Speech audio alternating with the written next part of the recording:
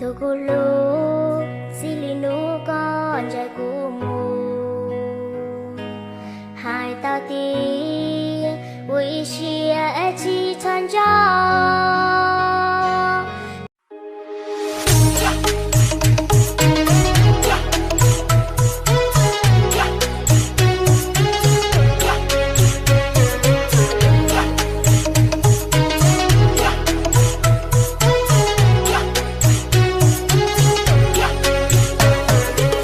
Đây là tôi khi chưa biết bị cắm sừng.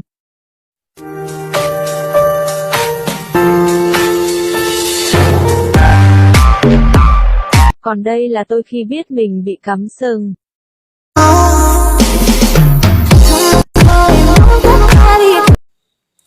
Vô phi dân giống, phi dân rượu, vô phi dân mó cấy.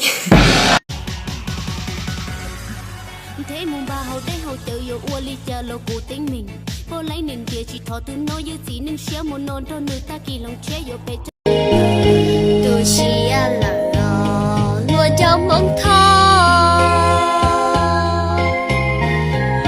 vì có chia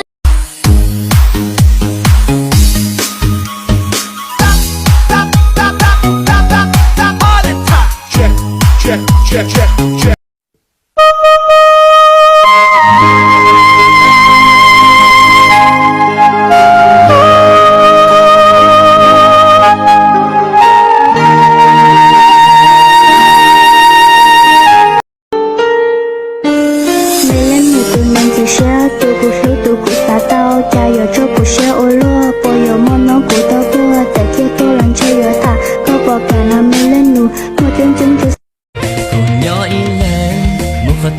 Chỉ mua khu chỉ mua tu slow mà theo lý giờ nhau xe tiền tiền nay chỉ yêu cũ bên này chỉ chính gà xe tiền nhỏ